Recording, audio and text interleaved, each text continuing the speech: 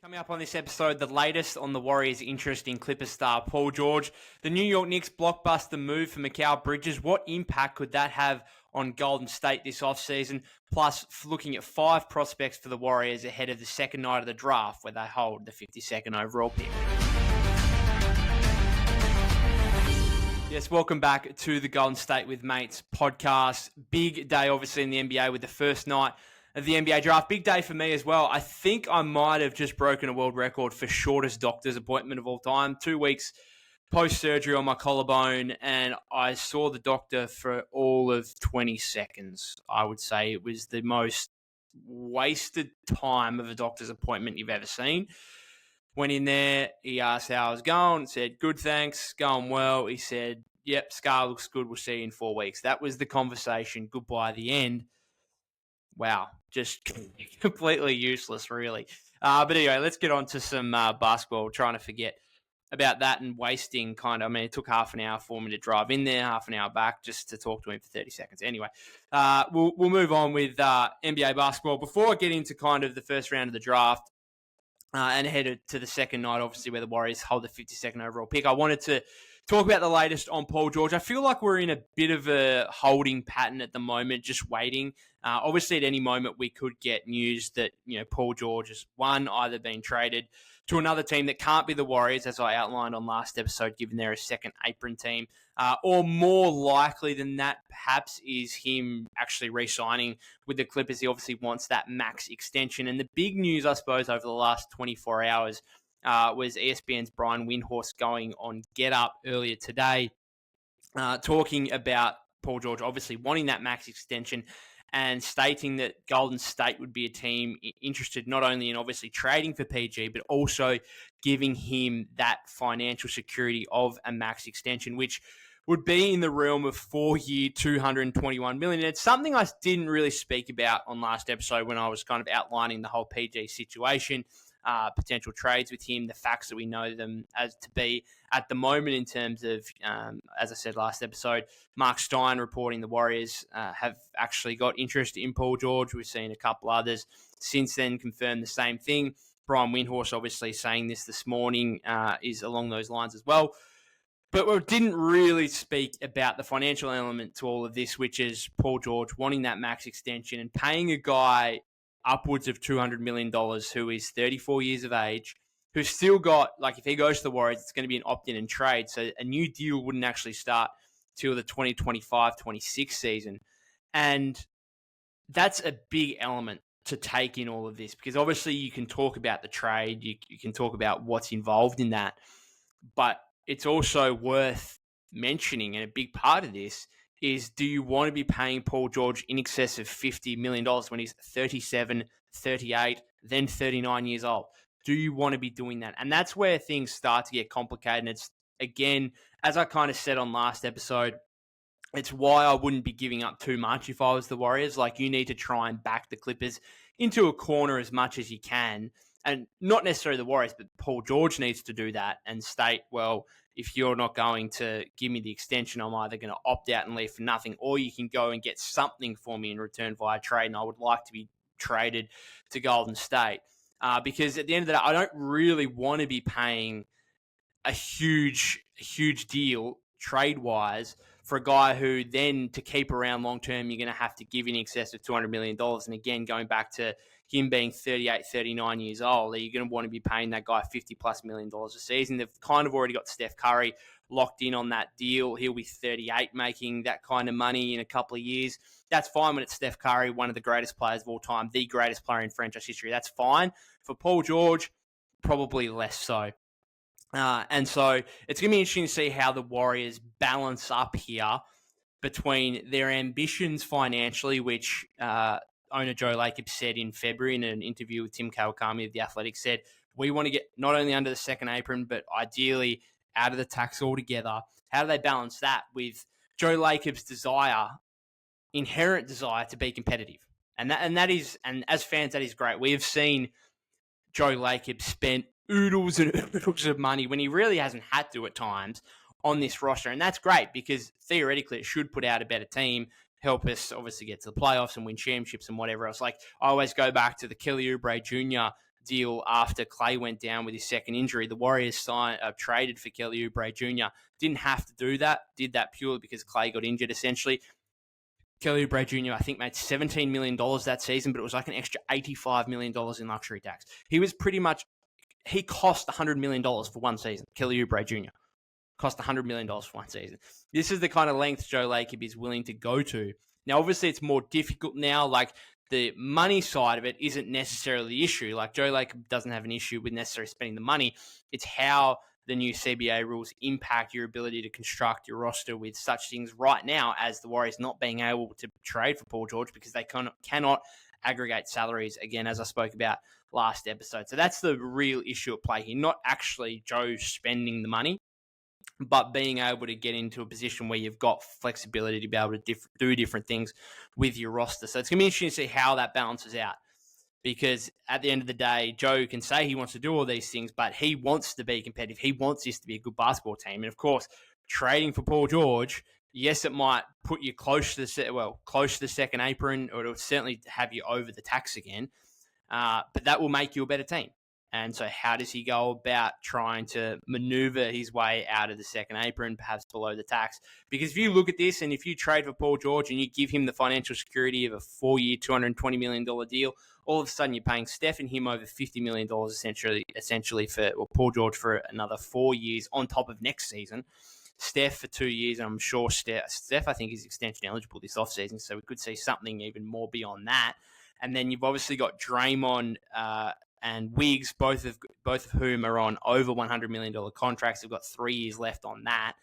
And then the other one to all of this is Kuminga, which I suppose this is why potentially give up Kuminga in the deal, because if George comes in and Kuminga still stays, I would love that. I think most fans would be clamoring for that. But he's also extension eligible. You're looking at probably a $120+ million contract to retain Jonathan Kuminga beyond next season. There's just no way. Like, when you're talking about 2025, 26, there's just no way for the Warriors to get under the tax with those 5 guys, all making in excess of $20 million, 2 blokes making in excess of $50 million. It's just impossible. And so how does this pan out? Is Kuminga therefore involved in the trade? Not just because he's a big asset and the Clippers might actually say yes to the deal if they include Kuminga, but because you are aware that you're going to have to pay him either obviously in an extension this season or next season when he's a restricted free agent. The other option, I suppose, is Wiggs. Is there a deal where it's like CP3 and Wiggs and picks for Paul George, and the Warriors take on PJ Tucker's expiring contract, which is about $9 million. I think that the money works out and balances out there pretty well. Is that something you look at where you've essentially decided, okay, we're going to have PJ Tucker, Loon, and Gary Payton instead of having Wiggins, which I think having Wiggins trumps having those 3 guys from an on-court standpoint next season. But then going forward, those 3 guys are all on expiring deals. Wiggs has obviously got 3 years left at big money. You can open yourself up to being a bit more flexible moving forward rather than retaining Wiggs and his 3 years remaining on his contract. I would like to keep Wiggs. I think he works next to Paul George. I think if you can try and keep Wiggs and Kuminga, then obviously I think Wiggs offensively doesn't necessarily need to be that good. He can try and focus primarily defensively. And not only that, but it gives you that contract, and hopefully they've still got some assets left over. Like I'm talking about, retaining Kuminga, some of the other young guys as well. Maybe there's still a pick or so left over. Trying to retain that to be able to then maybe go and trade Andrew Wiggins for something else.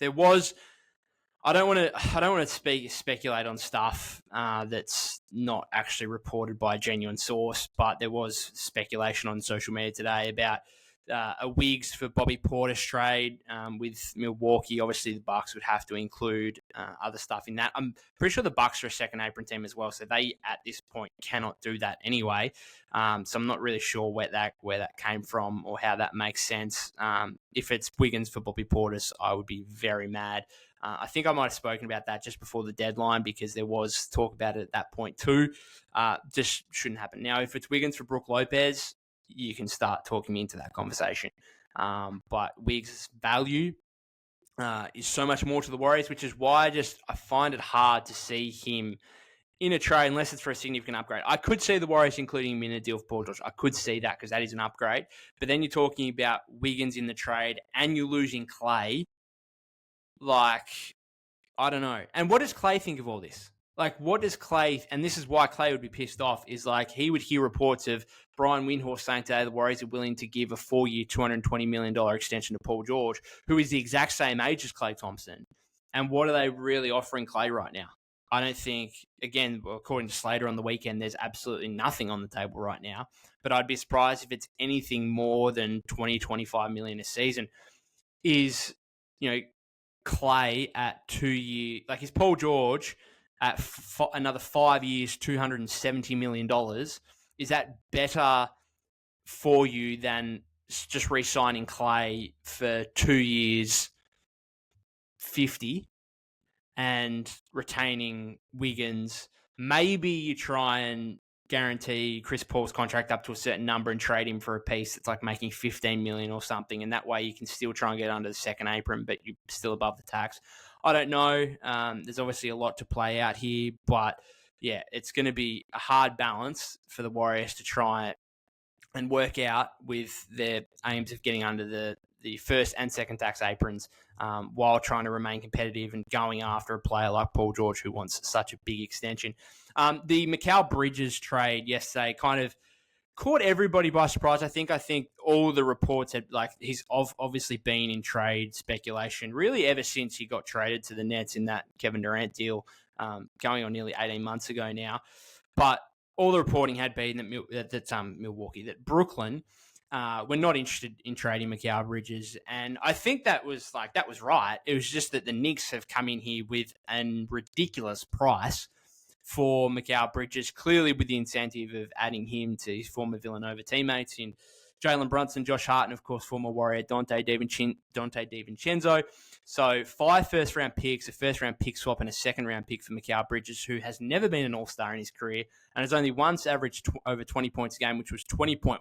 It's not like it was way over 20 points a game. And that was really only because he had 27 games, I think, in his first season with Brooklyn after the trade from Phoenix, where he averaged like 26 points.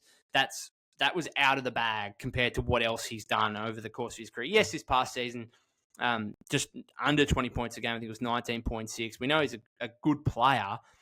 Is he a player that you'd be trading 5 first-round picks for and a pick swap? Just no, you wouldn't. So I think the fact that Brooklyn were able to get that package, the fact that they were able to then recoup their own picks from Houston so they can go into full tanking mode without necessarily obviously having to worry about giving up their own picks to Houston, I think it's a good deal. I think it's a good deal for them. I can see why the Knicks did it, absolutely. There's no doubt about that. But the worry here and what potential impact it could have on the Warriors and other teams is, does it set a dangerous precedent for every other trade moving forward that we're going to see here in the next couple of weeks? Does it suggest that this is a seller's market where you are going to have to pay well overs compared to what we otherwise may think? That's the big question here. So if the Warriors do want to make a big trade, are they going to have to give up Kuminga? Are they going to have to give up Kuminga and like a lot of their future picks, of which they have, I think, as of the draft now, I think they might have 3 eligible to trade in terms of first-round picks. Then they've still got all their first-round picks for pick swaps as well. Are the Warriors going to have to send a boatload of stuff out, more than we otherwise would have thought? I tend to kind of hold off a bit here and say, hang on a second, like this situation's a bit different. As I said before, the Knicks were clearly incentivized to add Bridges to his former Villanova teammates. They've now re-signed OG Anunoby on a huge 5-year, $212 million deal as well. They have kind of gone all in. This is the Knicks team. And you can kind of understand it when they're all really young. Like, these guys are either in the prime or coming into the primes of their career. They've got no real old guys there on the roster. Maybe they've still got some maneuverability with Randall's contract. I don't know. We'll wait and see. But you can see why they've done it. However, you look at this and you think that Brooklyn had full power, really, in Mikal Bridges. They, have obviously repeatedly stated that, he wasn't going anywhere. He was still under contract for another 2 years on a really good deal. They had full power here, and it was always going to take a massive, massive haul for them to give him up. So I think that's a different situation to Paul George right now, for example, at the Clippers, where he's got the power of saying, no, well, like if you don't give me an extension, then I'm going to opt out and leave, or I'm going to opt in and request a trade. And if you don't do that for me, then I'm going to opt. Like he has got a lot more player power than Mikal Bridges could have gone to Brooklyn and said, I want to trade, but that doesn't mean Brooklyn are going to listen to him, let alone trade him to the Knicks. So I just think Brooklyn always held the upper hand in that situation, as there's a lot of other probably situations around the league where the player holds just as much power as the franchise. So I don't necessarily see this as being reflective of the kind of deals we need to see for stars going forward, because you could look at this and say, well, hang on, 5 first-round picks and a pick swap for a guy that's never been an all-star. What's it going to take for a legitimate all-star like Paul George? Or whoever else gets traded in the coming days and weeks here. So I can understand the initial reaction to that, but I do have to think that it's a different situation given the power that Brooklyn held in that. The only other impact that it would possibly have, which is actually a good thing for the Warriors, is that Stein, obviously in his report a couple of days ago, stated the Knicks alongside the Warriors in the same sentence as potential trade destinations for Paul George. Well, all of a sudden, the Knicks are not a rival team that can trade for Paul George now. They have gone all in on Mikal Bridges. So really, it's funny how like there's this growing speculation that Paul George is going to opt in and potentially request a trade. And yet now it's really only the Warriors who have been linked to actually being a trade destination, because it was them and the Knicks, and the Knicks are now out of it. Who else? And that's going to be the interesting thing, is who else is going to come in here, because there are going to be teams around the league who are under the second apron who could potentially do a deal before the Warriors actually can at the start of July. So it's a waiting game. And as I said on last episode, the last kind of, the next step here is the June 28th date for Chris Paul's contract. Will he and the franchise push it back into July, see what happens with Clay, see what happens with Paul George? Because the last thing the Warriors want to do is fully guarantee Chris Paul's $30 million contract on June 28, and then Paul George the next day just re-signs with the Clippers. And then you got to look elsewhere, and then you kind of really handicap with what you can offer Clay. Like you might just be, like Clay might just have to walk out the door at that point, given the finances of it. And so that's the last thing you want to do. The Warriors are going to put themselves in a tough spot if they fully guarantee Chris Paul's contract on June 28. Now, they might end up fully guaranteeing his contract, but it's got to be in July when you can legitimately make a trade for Paul George. And that is actually a viable option, because it won't be on June 28. Not quite yet. Got to be started July. Just the other thing, I suppose, with Brooklyn absolutely tearing it down, going to tank mode. Any players that the Warriors might have interest in? I think Cam Johnson, Dorian Finney-Smith are probably the couple that have been most heavily speculated in the media over the past 24 hours. I don't think Cam Johnson's a fit. I get the shooting. I've long spoken like the Warriors need shooting in the front court. I just don't like. He's a shooter and he does not much else for me. And I just worry about like his contract. If you're giving him like Wiggins, I mean, Brooklyn aren't going to take on Wiggins, obviously, given the direction they're going, without obviously adding assets as well. So you're not going to trade Wiggins and picks for Cam Johnson, I wouldn't have thought, because then like who's your point of attack defender? It's certainly not Cam Johnson. And then is he a stretch 4? Well, yeah, but he's not huge, is he? And he's not a great defender. He's not a great rebounder. You can't. I don't think you can get away with him and Draymond at the 4-5. I don't really like that. So not a player, just given his contract and given, I get the front court shooting. He's a good shooter. I get it. It's not for me if I was the Warriors. Finney-Smith's a bit different, slightly less contract. I think $13 million. A couple episodes ago, obviously suggested that trade, which is, I think, GP2 and Moody for Finney-Smith. Not something that's a priority by any means. He's a role player at the end of the day. I think, as I said on that episode, if GP2 can get himself healthy, the kind of respective value that those two guys provide different players, yes, but they probably provide similar on-court value. And then hopefully Moody can develop into a Finney-Smith type of player anyway, if he can get a good crack at it. Although, I don't know. You heard Mike Dunleavy Jr. on Monday talk about, the young guys, take a lot to get them. I do think Moody's the one that if there's a potential deal out there that's in any way an upgrade, I think the Warriors are going to be pretty okay to move on, especially if it's for like a star. Like if it's Paul George, then Moses Moody's not going to get in the way of a Paul George trade. Kuminga might. Pajemski might even. I don't think Jackson Davis would, and I certainly think Moody wouldn't. That's for sure. Let's get into the draft. I don't really need to talk too much about the actual first round of the draft. I don't think there's too many implications, specifically from a Warriors standpoint. The one I think I would watch is probably after the Trailblazers. They obviously drafted Donovan Clingan at pick 7. What happens with DeAndre Ayton and Robert Williams there? Are those guys the Warriors would have potential interest in? I don't think Ayton's a fit at the Warriors by any means. I think Draymond would get pretty pissed off with Ayton pretty quickly, just in terms of the way he carries himself. Not necessarily the most aggressive player. Can be a bit lackadaisical at times. Not a great defender by any means to try and anchor your defense. Obviously looked good when Chris Paul was there in Phoenix, but Chris Paul's probably not going to be on the Warriors next season. We know that, so I don't think he'd necessarily be a fit for the Warriors. Rob Williams, again, maybe a bit more so because his contract's so much better. Again, I think he's only making $10 million. I just think he's TJD. Like, do you need 2 of TJD on the roster? I think Rob Williams is 6'9" as well. I spoke, obviously, a couple episodes ago about the potential of Walker Kessler. If the Warriors are getting a genuine 7-footer, then I can talk myself into that. But I don't need another 6'9" guy who doesn't stretch the floor. We've got Trace Jackson Davis to do that, and I think he would be just as good. He might already be as good as Robert Williams is.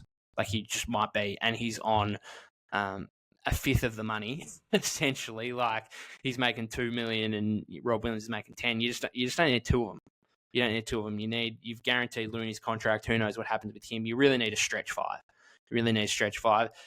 Ayton, I'm waiting for him to extend out to the 3-point line. If he was able to do that consistently, I'd be much more open to it. Good mid-range shooter, but that's not really the Warriors style. So not really too much, to go there. I suppose they obviously traded for Denny Avdia as well. Does that make Jeremy Grant more available? Of course, I had that proposed trade last episode with Jeremy Grant going to the Clippers in the 3-team deal. Go check that out if you haven't already. There's a short clip of it on YouTube. But if the Warriors can't get Paul George, maybe Jeremy Grant is a guy where you guarantee Chris Paul's contract and you try and load up picks on top of that and say, okay, have you got any interest in here, Portland, in getting an expiring contract and getting off Jeremy Grant's 4 years remaining on his deal? There's some potential there, maybe, given they've obviously got Denny Avdia, which I thought was a great trade. Great trade for the Trailblazers. Horrible trade for Washington, who continue to be incompetent, I must say. It's ugly if you're a Wizards fan. Like, I like what Denny Avdia did for the Wizards this year in an otherwise poor year for them. Coming into a 4-year, $60 million contract, I think it's a pretty good deal for a guy of his caliber. A little bit disappointed that we went to the Trailblazers, who probably project as not being a playoff team anytime soon. I think if he went to I would have been interested in him coming to the Warriors. I think he's a Warrior-style fit, like good size, 6'9", can do a little bit of everything. Improved his shooting this season, can handle the ball a bit, can pass, can defend. I like him as a player. I think it's a good contract. I would have liked to see him on a playoff team where he can have some big moments to try and kind of sell himself to the rest of the league and try and showcase himself as a really good player, because I think last season, obviously, the bad Washington team, he was hidden a little bit.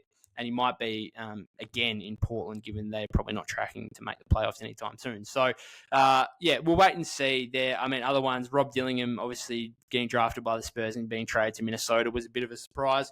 But other than that, I mean, nothing too much to write home about. This was obviously not necessarily a great draft. And we'll wait now for the Warriors to get involved on the second night of action. Tomorrow or later today, by the time you guys are probably listening to this. I wanted to go through 5 potential options with the Warriors, for the Warriors at the 52nd overall pick. Look, I got no idea about, I'm not professing myself to be a draft expert by any means. Just wanted to go through and aggregate a few different mock drafts that are out there and have been out there in the last 24, 48 hours, the last mock drafts across a number of sites, and just let you guys know who the Warriors could potentially be taking with this 52nd overall pick. Of course, they got this for Corey Joseph, essentially, at the February midseason trade deadline from the Indiana Pacers. So I'll just go through a couple here. ESPN has the Warriors taking Kashard Johnson. He's 23 years old, 6'7", potential kind of 3-and-D player. I think he averaged 11.5 points in his senior year this season. The Ringers, Kevin O'Connor has him with shades of Jay Crowder, and Bleacher Report's Jonathan Wasserman has him compared to Robert Covington as well. So a potential pickup there. The Ringer with Kevin O'Connor had the Warriors taking Jamal Sheed, 21-year-old, 6-foot point guard, good playmaker with defensive tenacity, shades of TJ McConnell, and also compared to Javon Carter. The issue with this is I was just looking through his numbers going back throughout his entire collegiate career, and he's a career 29.6% three-point shooter, and he was never higher than 31%. And so if you're a 6-foot point guard who can't shoot, like, you've got to be TJ McConnell. like TJ McConnell, it's unbelievable how much impact he can have as a small point guard who doesn't really... I mean, he did start to extend. He made some threes in the playoffs for the Pacers. But otherwise, he's left wide open when he shoots them. Teams don't respect him. But if you're a guy who cannot get the respect of NBA defenses from three-point range, you're 6 foot tall, you're obviously going to have, as hard as you try on defense, you're obviously going to have some limitations there. I just don't think that's a guy the Warriors should be drafting. I mean, I think O'Connor put in his piece there that this is a potential, Chris Paul replacement kind of thing. Obviously, the Warriors need a backup point guard. I just don't think they'd be relying on a 52nd overall pick in the draft who is 6 foot tall, who's never shot above 31% in 4 collegiate seasons. I think we'd be in trouble if that was the case. And I think the Warriors, well, they'd be certainly going to pods in that instance. But I think the Warriors, you've got to remember, this is, everyone's looking at this 52nd overall pick. It's nothing. The Warriors drafted Trace Jackson-Davis 57th overall last year. I think there's been a bit of a rejuvenation on what a pick in the 50s could potentially do for you, particularly for the Warriors. Looking at these players, I think they'd be after someone who they can actually put on the main roster because it's so cheap in terms of salary. And hopefully that would lend me to thinking that they're probably after a mature age guy who they actually think can step in and play straight away. Bleacher Report, again, Jonathan Wasserman had them taking Oza Iguodala, played at Marquette over the last few seasons, kind of an offensive hub, given his inside scoring and excellent playmaker as well. Bit of defensive versatility, 6'10", but he's not necessarily a rim protector and no real shooting there, which when you've already got Draymond Green, obviously this is someone we're probably talking about once he comes into his own. It's probably past Draymond Green's era. But right now, if the Warriors want a guy that can play straight away, it's hard to see a guy who is kind of not a shooter and not a rim protector. How does he fit in the front court when you've got Draymond Green, who is, can shoot the ball, but doesn't get respected by NBA defenses, even despite shooting 40% from 3 this season. And you got Trace Jackson-Davis, obviously. So it sounds like he's an old school power forward almost, where it's like he's big and he's got some inside scoring, but he's not huge. He's not 7 foot or anything. And he's not really offering the interior presence defensively that you probably want. Got compared to Brandon Clark in this piece by Wasserman. Brandon Clark's a good player, kind of a small ball 5, really good float game, which by the sounds of it, Iguodala has as well. And then Kevin O'Connor also had shades of Al Horford as well, probably just with that passing and playmaking ability as well. Couple more here. These last couple are probably ones I'd be more keen on. Really interesting one is Cam Spencer. Obviously played his last year of college ball at University of Connecticut, but was part of their championship title this past season. If you look at his three-point shooting numbers, they are quite incredible, and he's been referred to as one of the best three-point shooters in the entire draft. 43.4% or better in 4 or 5 college seasons, including 44% this season. 24 years old, so again, mature guy. 5 years, I think, of college ball. And he's the younger brother of Pat Spencer, who, of course, finished the season on a 2-way contract with the Warriors as well. So a potential brotherly connection there. I'm not sure if the Warriors are going to be motivated to bring Pat Spencer back next season, but they could do on a 2-way contract potentially and pair the brothers together at Golden State next season. Average, in terms of Cam, averaged over 14 points this season, nearly 5 rebounds, nearly 4 assists a game. I can see a guy like that being a potential option for the Warriors, given his maturity, his college experience. winning player, obviously, at Connecticut this season. As I said, 24 years old, and the fact that they need they need shooting, like they just flat out do. Even if Clay re-signs, they could probably do with another guy who you can put in there 5-10 minutes and drill some buckets. He could potentially provide that for you. There's obviously some concerns. He's only 6'4", so a guy that probably plays at the 2 or the 3. A little bit undersized there. Tries hard on defense, obviously, but again, might be a bit limited given the slight lack of size. But he's probably someone you could look at and think, he might be able to play a role. He might be someone who, you can plug and play a bit with his three-point shooting, and a guy that can be on the main roster making minimum chips. And the last one I wanted to speak about here as well, CBS Sports had the Warriors taking Melvin Adjinsa. Obviously, France had an incredible first night of the draft, had 3 of the top 6 selections, which is absolutely incredible for them, obviously coming after Wemby was obviously the number 1 overall pick last year. So a real French revolution going on in the NBA at the moment. And Adjinsa is another one of those who could be taken in the second round, 20 years of age, 6'7", potential 3-and-D guy. Now, I was kind of, again, looking at his stats, only 30.9% from three-point range in the French league this past season. Sounds like from most of these mock drafts that a lot of the analysts like his three-point shot a lot more than that 30.9% would suggest.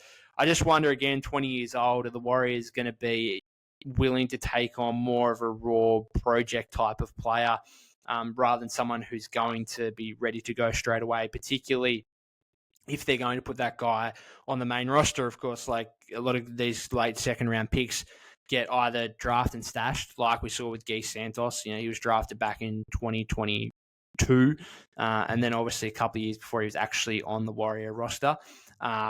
And then other guys go into two-way deals as well, which we see regularly. But the Warriors, again, with their situation, they're probably going to want to replicate what they did with TJD, which was guarantee a main roster spot and have him come in and play a role. And it worked absolutely perfectly for them this season.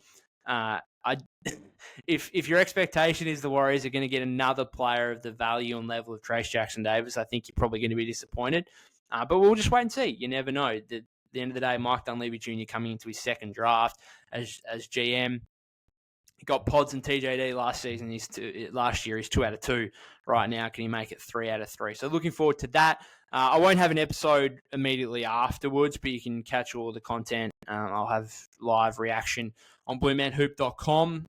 Other than that, I'll get an episode out before the end of the week or over the weekend. I imagine, of course, if there is any breaking news, big updates on the Warriors, I'll be sure to jump on in the meantime. Other than that, guys, if you haven't subscribed already, that would be greatly appreciated. You can follow me at POK252. That's POK252 on Twitter/X. And I'll see you on the next episode.